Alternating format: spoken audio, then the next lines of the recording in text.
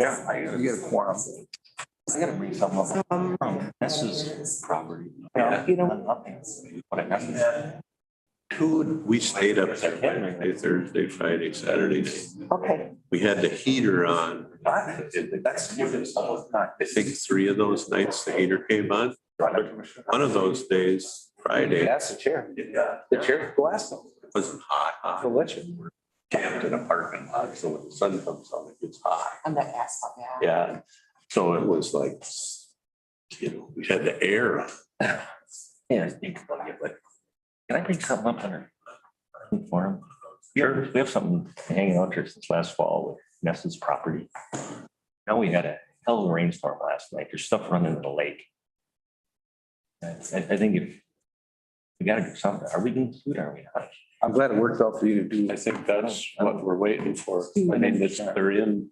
Oh, well, either one of us can do it. I can be, I've got to be at the doctor in the cities. I mean, we have had that go through its process. I don't know. I don't know what time I'm getting my scope, but I'll be in the hospital somewhere. Yeah. I'm getting my peek. That if they even showed up Let's call it my peek. The first time I had and they didn't even show. I don't know that. I mean, if you're telling me that, that's what Reese told me. When, anytime we're in a lawsuit, we are best off not to do anything. And then I was told, we're not allowed, they didn't file, didn't start a lawsuit. They were I told. woke up again at Ollie's and then I said, Ollie. I thought they had It was like, if they didn't show up for a hearing, there must be a law. It was to show up. It does mean Property. Yeah. Our legal. But the stuff they give you now Oh, changes. well, we'll have It's to. a quick down and a quick up. yeah, They say, it wasn't. I come out, wake up. I've only had one. Oh, When I was 52, right? It might, yeah. See, and I have. I'd like to see if it fitted him. let's do it back here on other. I've had two now. That's probably. I just feel bad that you got stuff now running in the lake. That's happening in the property. Oh, I know. I've been there, and looked at it. I don't know about that. There's something fishy there in my mind. Doing nothing, in my opinion, is not the answer. It's been 6 months. They're smart people. They should be able to figure it I out. know, see, I like country, so I just like sitting on, I have no problem like getting sick. And then I was saying completed. Other, That make us work. yeah. She, gal works and, My brother, the first thing. I didn't know, not that it mattered. yeah, I mean, she works right in those offices. Passed out because You'd think Oh, no. she would, Cal's cracked right off the stick. she would know more about it than me. I just think if somebody destroyed or did something to our county property, we wouldn't let it drag on a year. Bring it up. Okay. We will call the meeting to order. We do have our county administrator online, David Binky. And I know there's some other folks that are called in. But at any point, we will call the meeting to order and rise for the pledge. I pledge allegiance to the flag of the United States of America and to the republic for which it stands, one nation, under God, indivisible, With liberty and justice for all.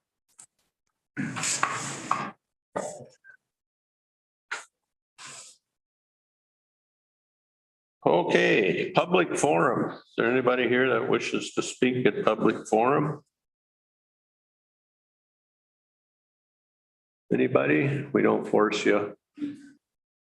If not, we'll move on to the agenda. We do have a couple of additions. Mr. Chair, would you like me Yes, to add David. those? Yeah, If we could add regular agenda item 5A, a resolution designating Med Surety and Matrix Trust as health reimbursement arrangement trustees. And this is related to our VIBA and flexible spending accounts that we need to transfer. And then if we could add for additional information, the lateral transfer of Jacqueline Ness from Clerk 3 in the Auditor's Office to Clerk 3 in the Assessor's Office. okay, any other additions, corrections? I'll move as amended. Second. We got a motion by Ludwig, seconded by Lovegren to adopt the agenda as amended. Any discussion? If not, all in favor, say aye. Aye.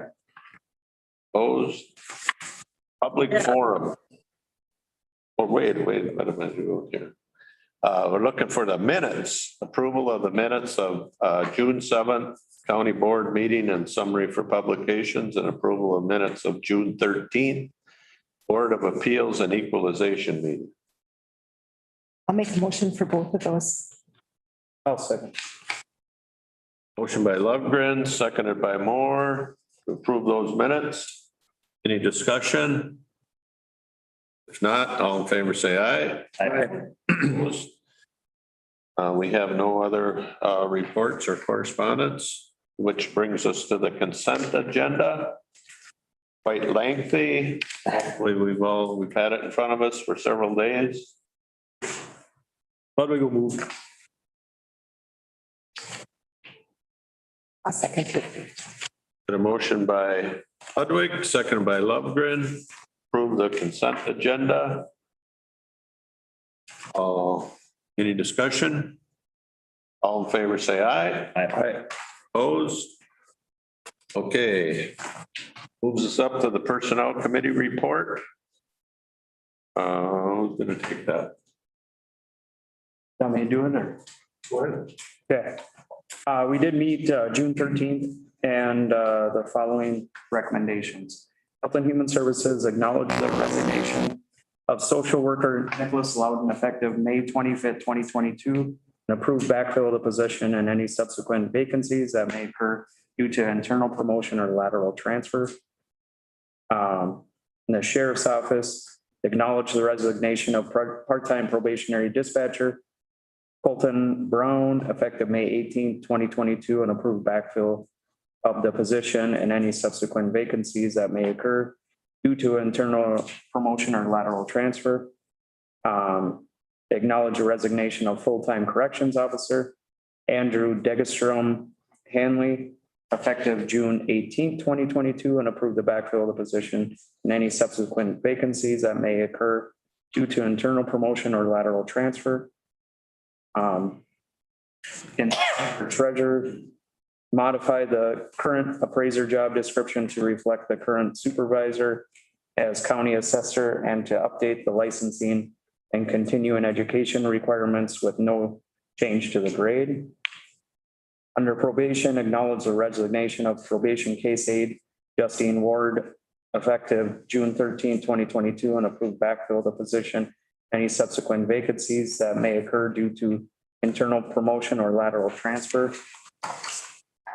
Under Public Works, acknowledge the resignation of highway maintenance worker Adam Johnson effective May 12, 2022, and approve backfill of the position and any subsequent vacancies that may occur due to internal promotion or lateral transfer. With that, I will make a recommendation for all of them. I'll second. Motion by Moore, second by Ludwig to approve the business of the Personnel Committee. Any discussion, question? Not, all in favor, say aye. Aye. Opposed? And introduction of the 4-H educator and SNAP educator. Sarah Odendahl. Welcome, Sarah. Good morning, Commissioners. Thank you for having me. I'm Sarah Odendahl. I am your new Pine County 4-H educator. I am a Pine City resident by birth. I was born and raised in Pine City. I've spent the last 3.5 years actually at Scott County 4-H and back in Pine County now, made that lateral transfer. So I bring a couple of years of experience with 4-H programs, but I'm very glad to be back in the area. And we're looking forward to a really great summer. Hope we'll have an opportunity to see everyone at some of our events this summer. And I'm happy to answer any questions that you may have. So it is the fair project stuff advancing? Yes, we are proceeding on schedule right now. It does take me a little extra time since I'm getting up to date on everything that's just slightly different. Every county does some things slightly differently, but we're ready to have a really great summer and we've got things really well on track. So we've got about 2 more weeks yet for our fair registrations to come in, and then we get to really start preparing for things. Are our kids' numbers kind of hanging in there? We're very close to last year's enrollment numbers right now. I don't have the copies of the numbers on hand, but looking at very similar numbers to last year as far as enrollment goes. We're hoping that we'll have a few more projects than we had last year, just because last year was a little bit more of a scramble with the pandemic concerns and those kinds of things. And we've had a little bit more time to really prepare going into this summer. So we're hoping to see more projects and really interesting projects. We're getting things warmed up for the food stand to open and all those kinds of things. So you'll see 4-H out in full force this summer. We're really looking forward to it. Thanks. Anybody? Welcome aboard. Yeah, Thank you. Nice to meet you. Thanks. welcome home. Yeah, no kidding. Christy Riley. Yes. Hi, I'm Kristen Riley, and I just started on May 10th as the new SNAP Educator for Pine County. So yeah, a little bit about my background. I'm a registered dietitian, and then I also have a master's in public health nutrition from the University of Minnesota. And one of my first jobs was a nutrition specialist for Wright County Community Action Head Start for 5 years. And then I did a year temporary position with Minnesota Department of Education as a school nutrition program reviewer. That was a really interesting one. I really am appreciative that I got the opportunity to do that. And then I was worked 3 years as a nutrition coordinator for Mahaviatwa Head Start as their nutrition coordinator. So now I'm here and I'm very happy to be a part of the U of M Extension team now. So yeah, and I'm really looking forward to actually getting into schools and working with the kids about healthy eating and promoting fruit and veggie intake. That's something I'm very passionate about, especially since that young age is such a prime time to get them started on, a good path of a habit of fruit and veggie intake and just giving them those positive messages about fruits and veggies. So I'm really looking forward to working with Head Starts, WIC, schools, also farmers markets, just getting in there. And that's kind of my first focus. So yeah. Welcome. Yeah, thank you. Thank you. Thank you.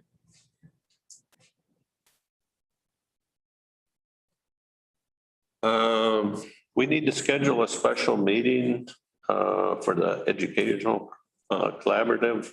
We're looking at July 27th at 6 at Pine Tech. Is that right, David?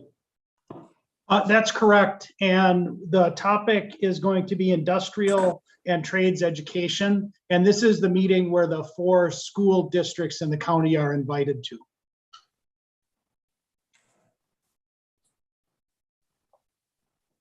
I'll make a motion to schedule it. I'll second. Motion by Moore, second by, was that Ludwig?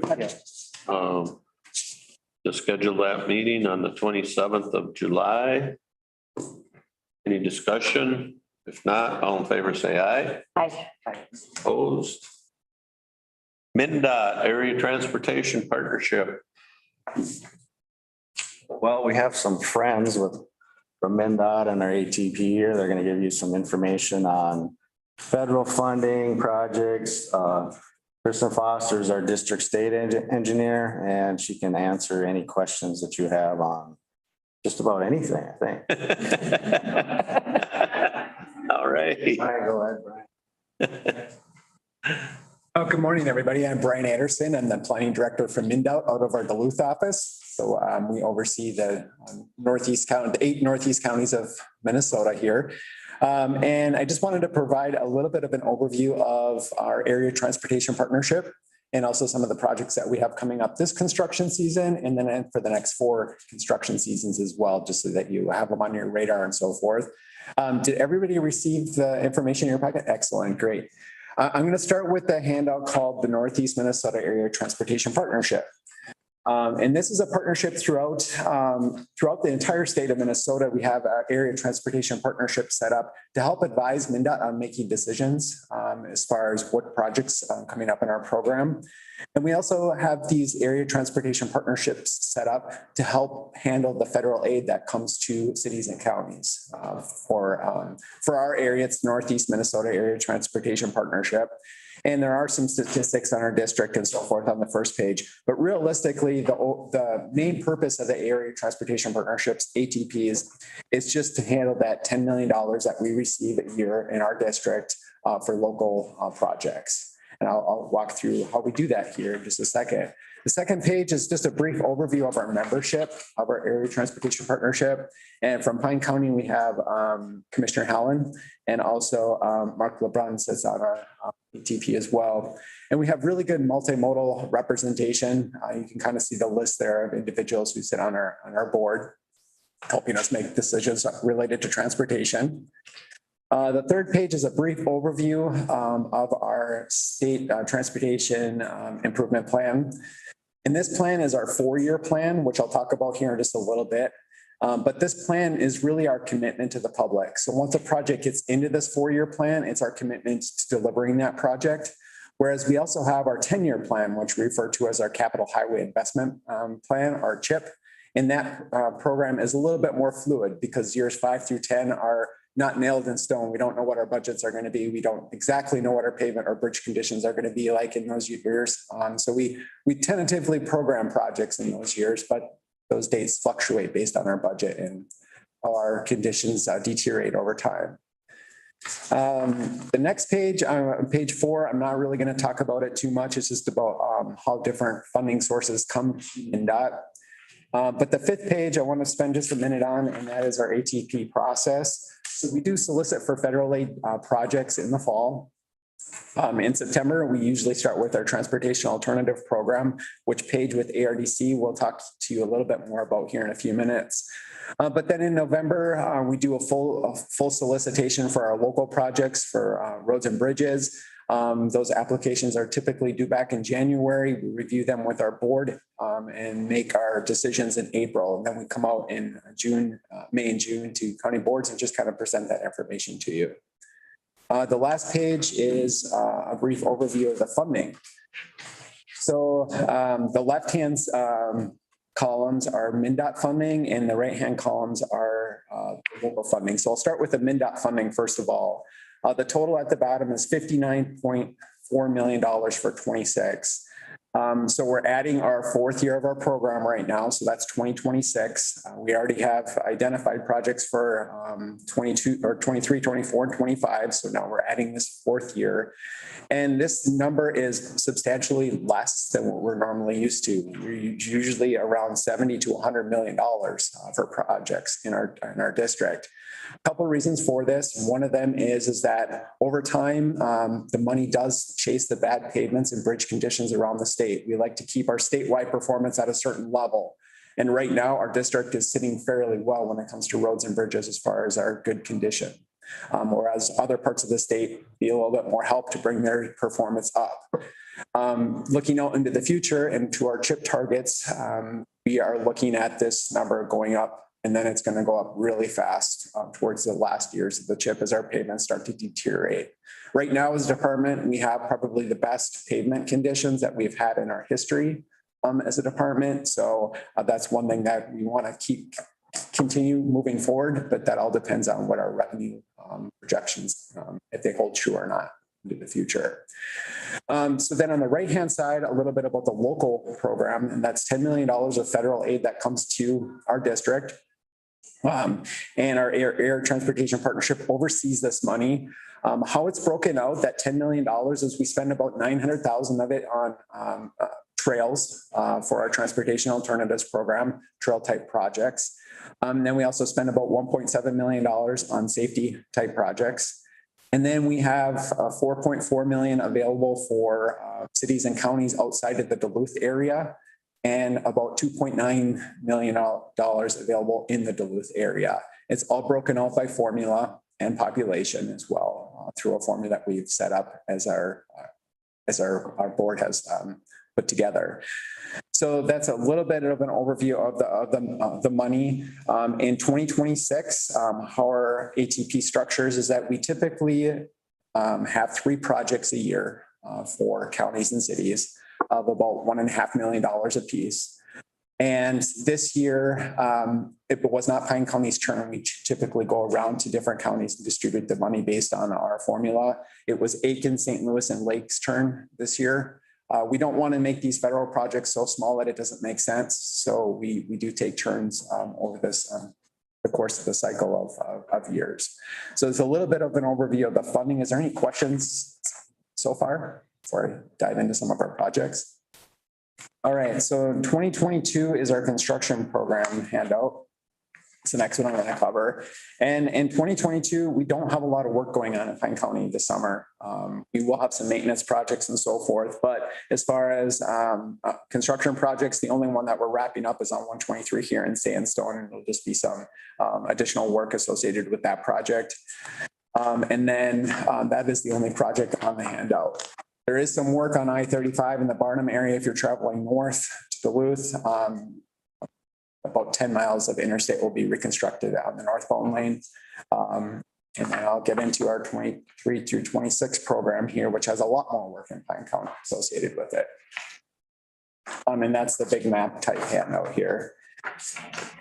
And in 2023, it's a little misleading when you look at I-35 and the fact that it's all colored. But there is some clear zone maintenance projects and there's some striping as well associated with that. So we are not touching the entire interstate with any type of reconstruction, but it does look like that when you look at the map.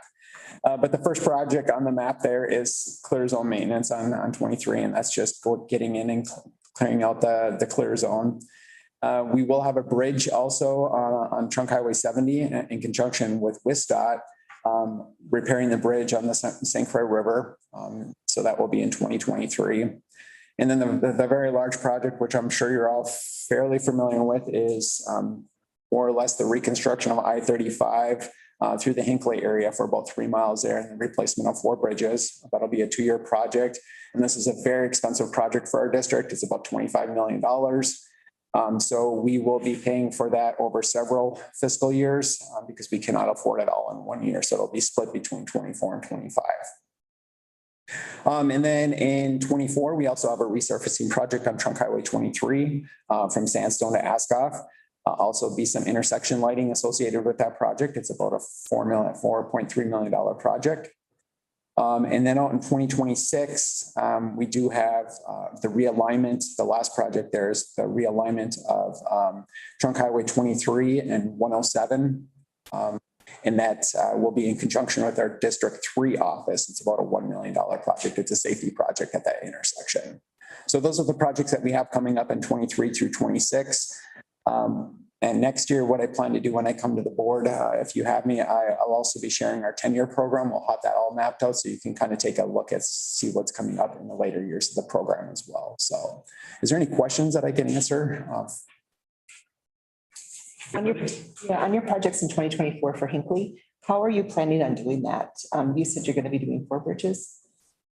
Is that what when you do Hinckley, how many bridges did you say you're going to be? There'll be 4 bridges replaced over the grindstone and over the railroad. And then the concrete, so about 3 miles of the concrete will be replaced as well. I think it's about 2 minutes right now, but. Okay. And this is the Highway 48 bridge too, isn't it? No, it is not. It's not a bridge. Okay. No. Okay. Be the bridge. But associated with 48, we also received some funding to look at that corridor through the Hinckley area. So we will be doing a corridor study this fall, winter timeframe to see what type of improvements we can make on 43 to alleviate congestion, especially in the summer months. Well, we are working on a project from Highway 23 where it would go over and then that would take some of that tension off of Highway 48. Sure. Is that something that we can work with you on so that we can work together as a team? We'll Perfect. be working together on that and also with the Mille Lacs Band as well. Yes. Right. Perfect. Perfect. We think that would be a great improvement for Pine County, but I know they're huge projects. I was just in Duluth and I look at all of that and I'm going, oh my God, you got miles and miles of bridges and turn lanes and oh my goodness, who keeps track of all that? And what's the cost? I mean, it's gotta be hundreds of millions. It is, yep. Just for the Hinkley projects right now, their modeling shows either an 11-mile backup or a 20-mile backup. So it's not going to be fun, but they're working on some alternatives as far as where to route traffic. So you'll probably be hearing more about that next year. It's pretty crazy there on a normal day. It does. Uh, Well, thank you for having me. I'm going to turn it over to Kristen Foster, the state aid engineer. She's going to say a few words.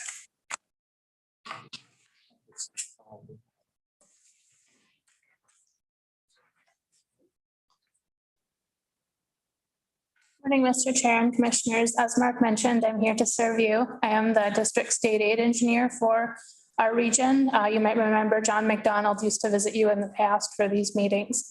Prior to coming back to Mndot a couple of years ago, I had the privilege of working for Lake County for about 7 years. So I'm happy to bring a little bit of local perspective to the position of helping Mark and Aaron and your highway department team in Pine County. I don't have too much to say today. When you work with a good team, it makes it easy to give good reports at these board meetings. What I will do is leave a few cards on the podium here. So should you need to get in touch with me at any time, or if you get a local funding question from one of your constituents, I'm happy to help.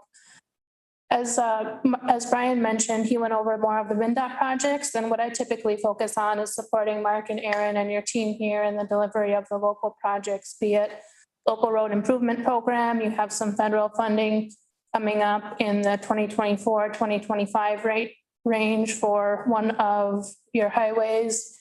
And preliminarily, it looks like we would expect Pine County would be the recipient or the beneficiary of our ATP's federal funding program, probably in the 2027 or 2028 time range again. So that's good news on your horizon. More work and more outside funds coming to your county. Are there any questions about local program or local funding options for me today? No, but I appreciate, I've been on that ATP thing for quite a while, and I appreciate the opportunity to ask questions once in a while there. So, and your district office has been always very, very responsive to any questions we've had. And, I know Mark is thought of well in that area, so we try not to throw him under the bus. So. Thanks, Commissioner Helen, and we appreciate your participation and time commitment as well. Before I turn it over to ARDC, I would like to introduce Pippi Mayfield. For those of you who are on Mndot's email lists, if you get our notices from time to time, you'll recognize her as the Public Engagement and Communications Director. Sometimes it's just nice to associate a face with the name if there are questions that Brian or I can't answer. Next up, I'll introduce Paige with ARDC to talk a little bit more about the Area Transportation Partnership. Thank you for your time. Thanks. Thank you. Good morning, Commissioners. As Brian and Kristen mentioned, my name is Paige Melius. I'm a senior planner with ARDC. We have the pleasure of serving your county through your participation in the Area Transportation Partnership. Today, I just want to give you an overview of the Transportation Alternatives Program project recommendations that were recommended for funding this year, 2022, for fiscal year 2026. So those two projects were the Campus Connector Segment 5 that was awarded to the City of Duluth in the dollar amount of $384,091. As well as a multimodal trail center to the City of Silver Bay in the dollar amount of $515,909. Your county has an upcoming funding project, the Oberstar Trail segment that's coming up in fiscal year 2024 in the dollar amount of $300,000. I just want to bring that to the forefront of your mind. Good work. Your wonderful county engineer has been a pleasure to work with. As well as the Transportation Alternatives Program, ARDC also does a ton of transportation planning, and it also serves Pine County. So I just want to give you an update on what is coming up in my work plan for 2023. I will be working on community transportation plans in the city of Cloquet, Aiken, and Fond du Lac. We'll be working on regional scenic byway development, in the Duluth area for Skyline Parkway, Edge of the Wilderness Corridor Management Plan, North Shore Scenic Drive, the Mille Lacs Scenic Byway General Assistance, that's underway, Superior National Forest Byway, which is a Silver Bay Trailhead, and Avenue of Pines Trail and Trailhead.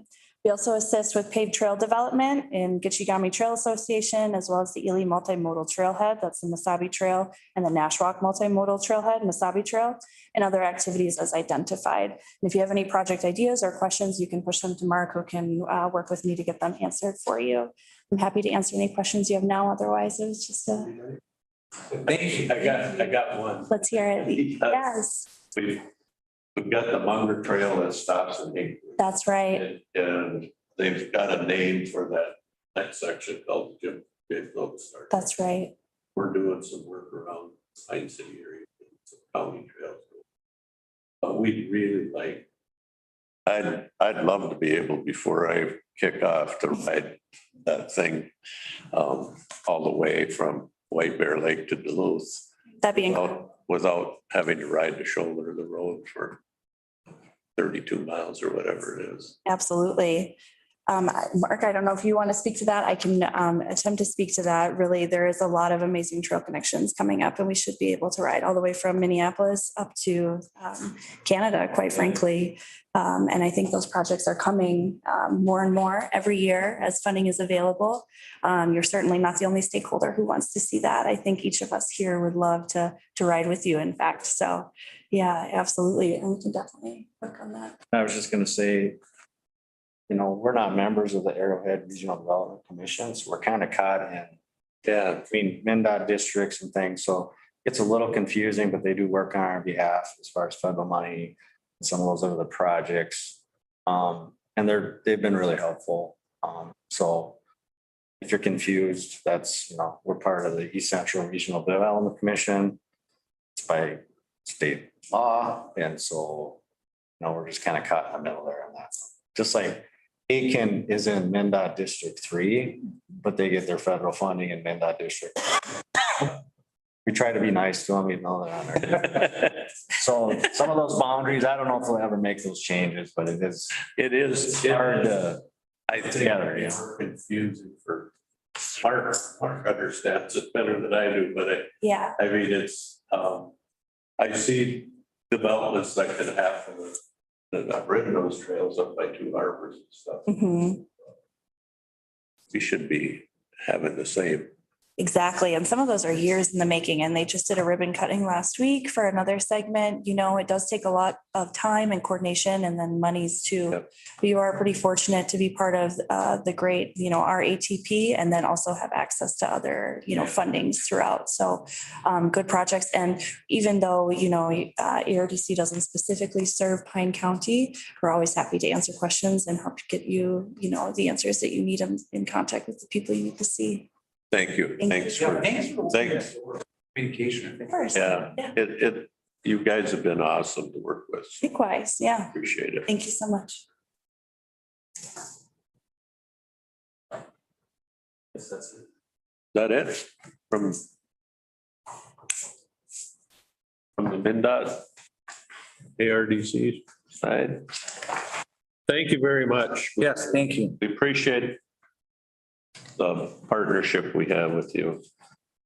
Lower St. Croix, one watershed, one plan, work plan. This is something that's been in the works for quite some time.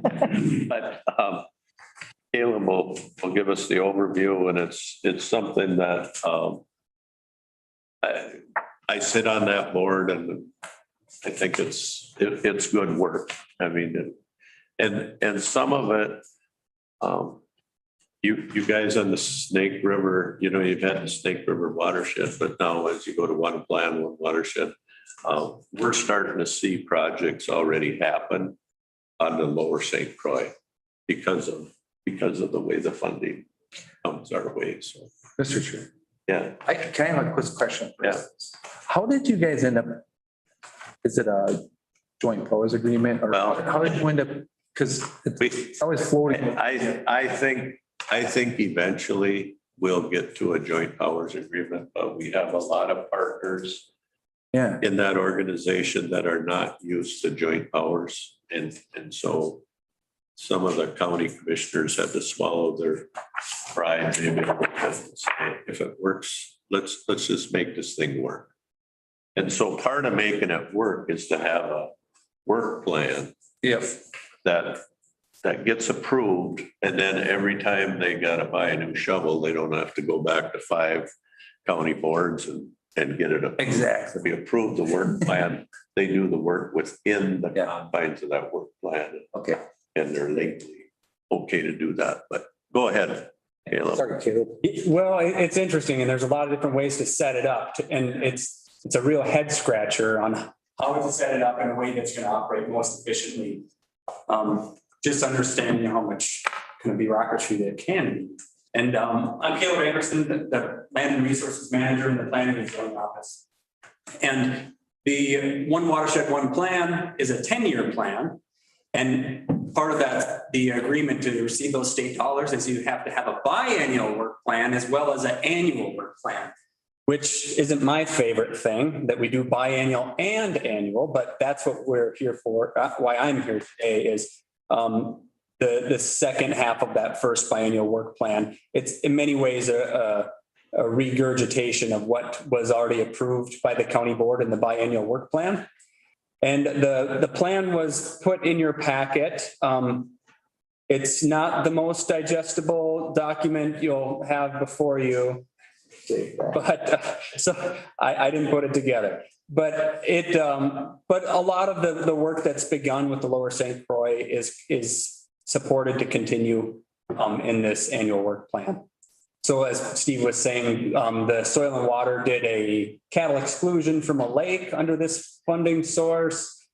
They've got a new request for a wetland restoration. We've been doing some hydrology investigation. So we've been doing some new cool projects by this additional funding source.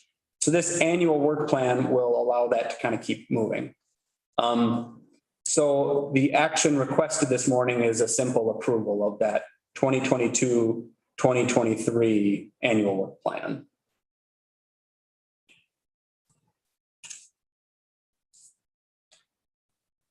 If you have any questions for me, I'd entertain them. Anybody? So one quick question, if you do it the way, this way, we have to approve it essentially every year, the plan. If you do it the way that we were talking about going with Snake River Watershed, that they just handle it. It doesn't have to come back to the county board. Right. It'd be more, most of us sit on some joint powers board, the library, the landfill, all these other boards, and we go there as a representative of Pine County and we vote our conscience on something we think we could defend at our board. But this it's to me, it's just a little more cumbersome, but it's all right. It's all right. Well, we're still getting projects done. And that was my concern in the beginning, that it would delay and hold up projects. And so all the Caleb's in the watershed have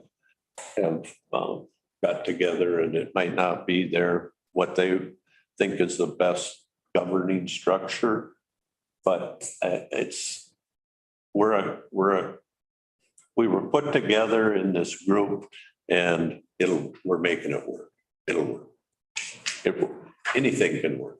I think one of the differences in the Lower St. Croix is that there are watershed districts, which is a governmental jurisdiction, which we don't have in the other watersheds. And some of those folks are the ones who are vocally opposed to being a joint powers entity, where it's looked at as another layer of government, where they have soil and water district, conservation district like us do, but also watershed districts. And it just seems like more layers to them, where that's different. We don't have that in our area.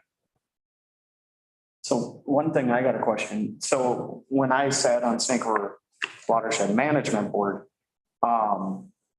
we, like, throughout the year, people would come to us for projects and we'd approve them or not approve them.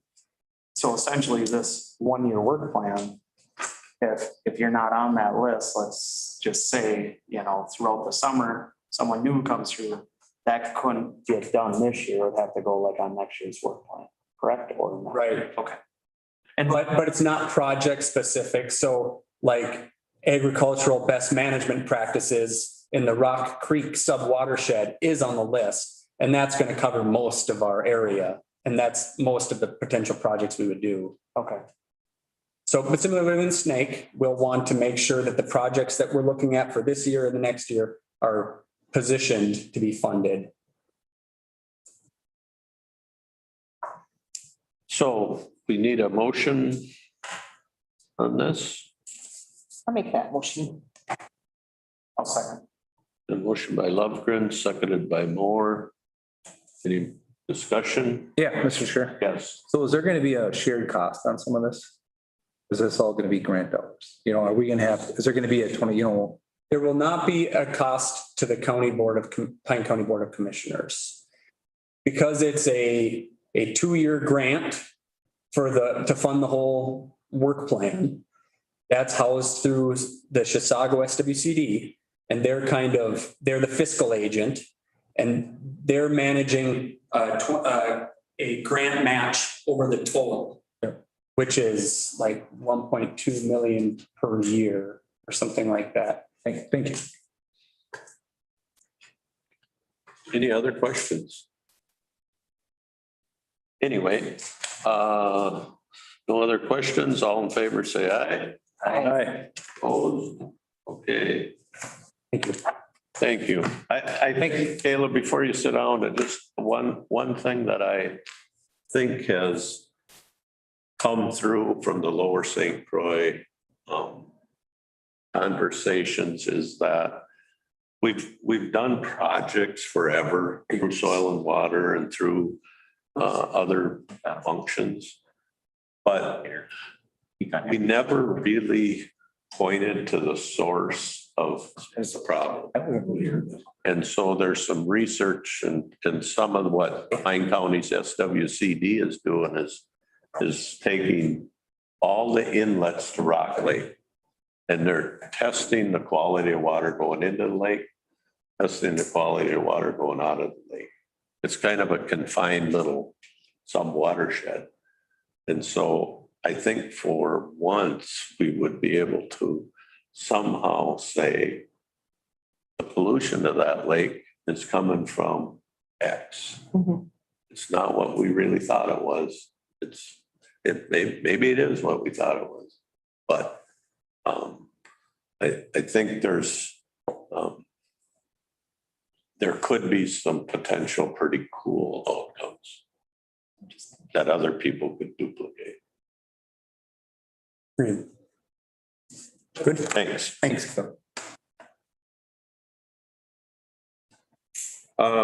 Commissioner updates, Pine County TAG. This is where we meet. with Mr. Chair, Yes. did we yes. have in addition 5A, the resolution 2022-35? Yes, we do. And I can briefly explain that if you'd like. Go ahead.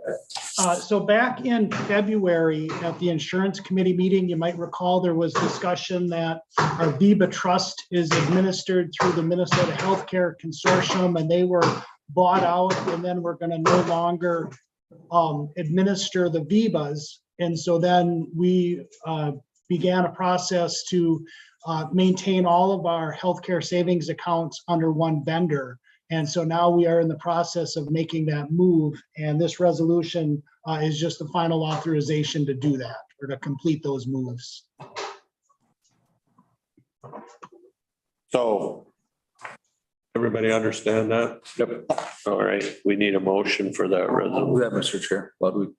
And I'll second it. Motion by Ludwig, seconded by Lovegren. Any discussion? Just a reminder that, is it like a 1-week period or a 2-week period where you're not going to be able to access those dollars while they're doing the trade or the transfer? I think it's a 2-week period that you're not going to be able to access that money. Yeah, that was my only question too, if we can answer both, Dave. There was going to be a transition time when they rolled it over. What's that lag time? Do we know that?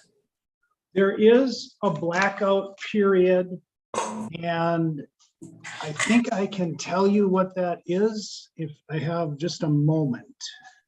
Yeah, I think they said a week or something originally. I don't know, if that's possible. I know, I think that they were saying that they thought they could do it in shorter, but Justin was saying no.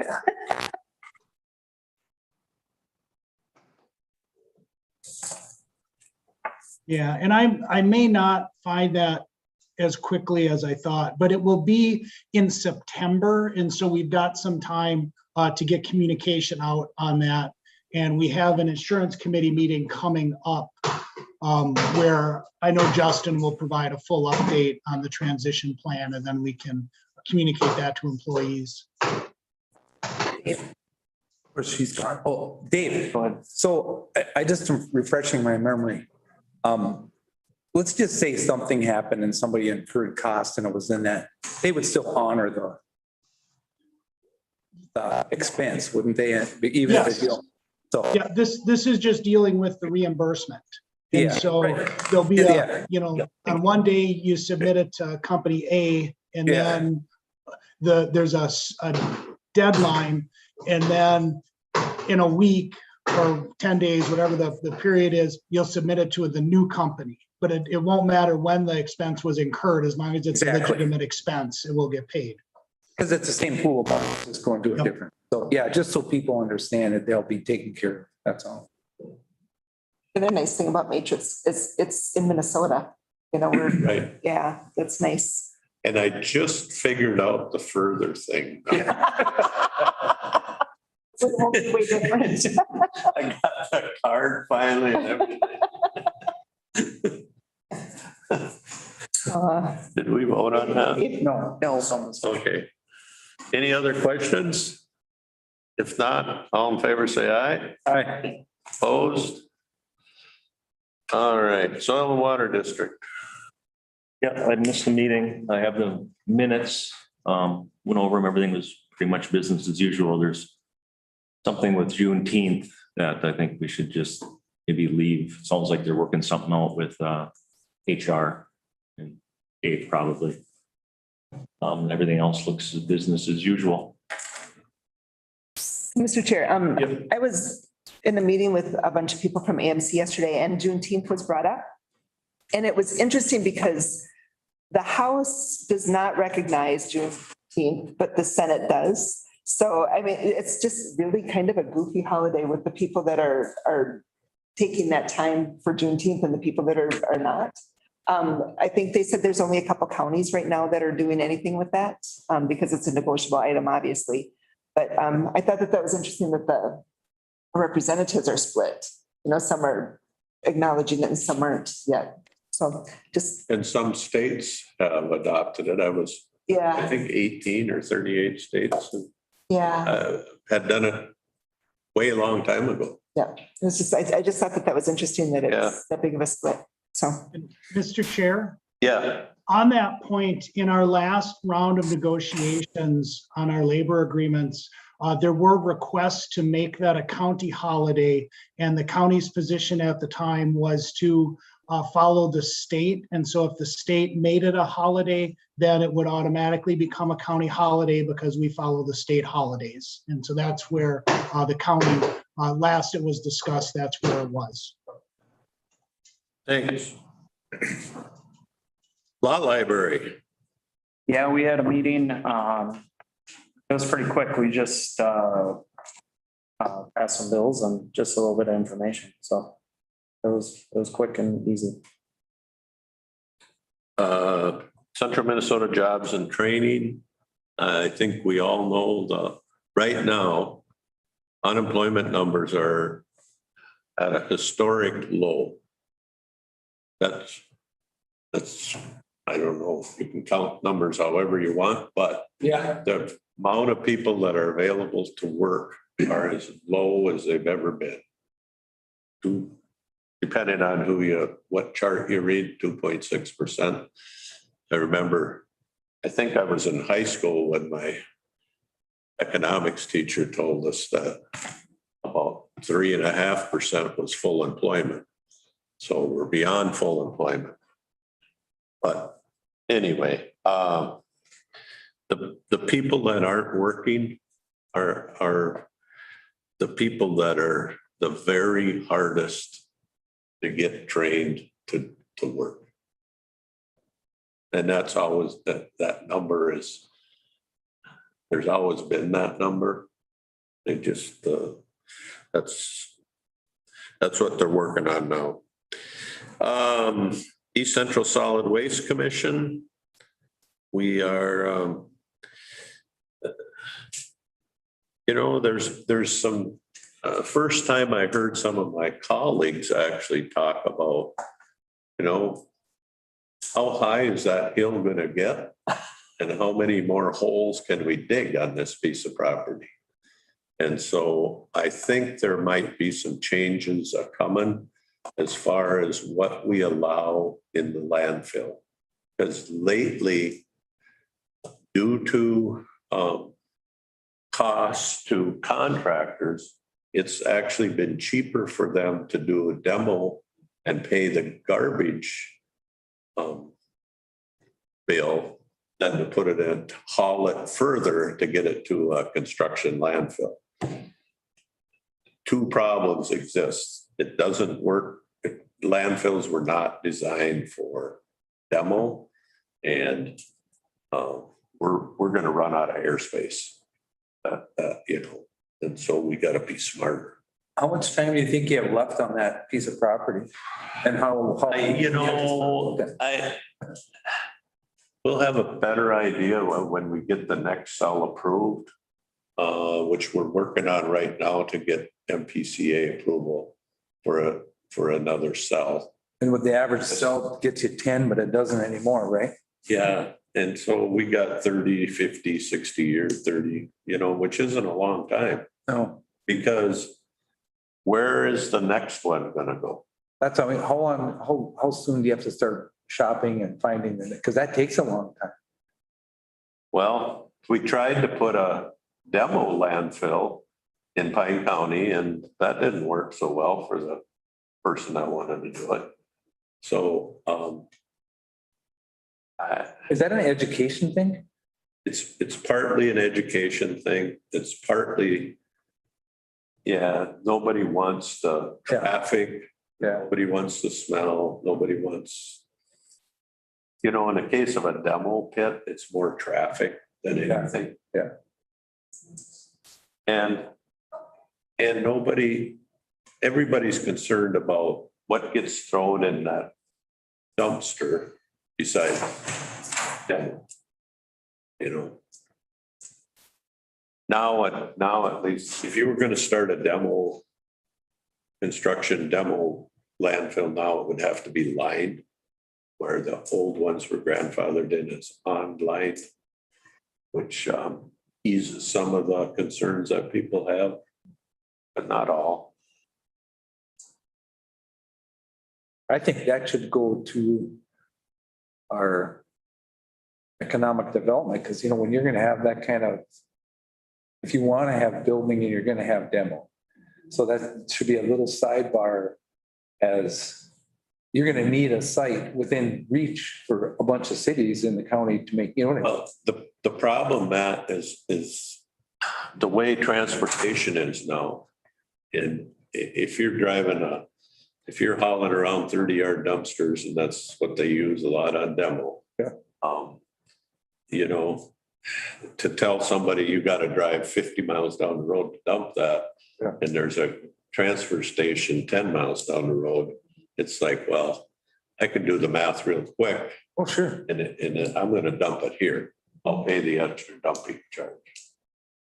But we'll figure it out. Kind of interesting. East Central Library. They've been trying to figure out what to do with some money, and they were gonna do that over hours or the extended hours of Hinkley, where you could just go in and check into the library without anybody working there. And Hinkley's looking at changes. So what they're gonna do is put a pickup box for books at Graham in their convention center. And so we have like a post office box. So that was the big thing. The other thing was, last month we talked about all the people that came to protest the book that was at the library. Well, this year, or this month, we had people that came to protest taking that book out of the library. And so what it came down to, we had created an ad hoc committee a month ago, and this month it was, one of the people on the board is an attorney, and she was the chair of this ad hoc committee. And she said, when you read what your recommendations or your requirements are to do something, it's you go to the person who buys the materials and puts them on the library and talk to them and tell them your concern. And if they don't agree with you, then you go to the library director. And if she doesn't agree with you, then you put it on the agenda and you talk to the board. And nothing was ever put on the agenda and talked to the board. They followed the first two steps. But they, instead, there were like 50 people that came to talk instead. And that person that brought up this to the board or to the library did not attend. So everything is put on hold. I guess if there's a lot of litigations going right now about that book where people are, if you make a rash decision, and we had the ad hoc committee and that made a decision that this procedure wasn't followed, we'd be opening ourselves up for a lawsuit. So everything is just on hold to see what happens from here. So where's the books now? Or book? They're all checked out right now. Anywhere. But they will be back on the shelves where they had been. We can't make any changes to that. So. That's graphic. It's a graphic book. Yeah, it's pretty graphic. Yeah. Oh, Is book circulation up? Down? For all books? Of all books? I think that they are, and now that they've got the ebooks and stuff too, I think the library is heavily used. A friend of mine this morning just said he's got 3 books on order and they've been on order for several weeks. Yeah. There's a lot more people staying home and, reading is such a great gift that we have to do. Right. Yeah. Right. Yep. Board of Equalization. Anybody got any comments on that? Sorry again, I was late. I think our staff did a great job handling it, most of the stuff. I do too, and I understand the concern people have or had when that did come, but I think our staff is to be commended for keeping their cool and doing the work they have to do. NACO Telecom Technology.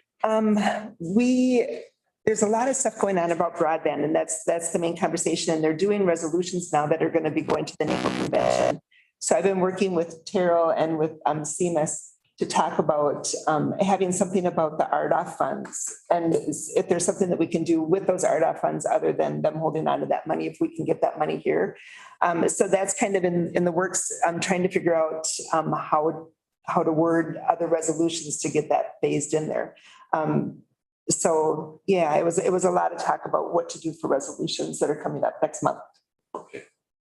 And on that same note, Terry, maybe we should talk about Pine County issued a grant program for broadband, small grants that local providers could apply for. We offered up $250,000 of the money that we have set aside for broadband. And we, I believe, is it 6 applications that we have received? And so we will be, Terry and I and Leslie are on the subcommittee that's going to try to sort through that and come. Our hope is to have a recommendation for you by the second meeting in July. So we. Mr. Chair? Yes. If you wanted the count, we have 11 requests from 5 different companies. So some companies did put in multiple requests. I was close.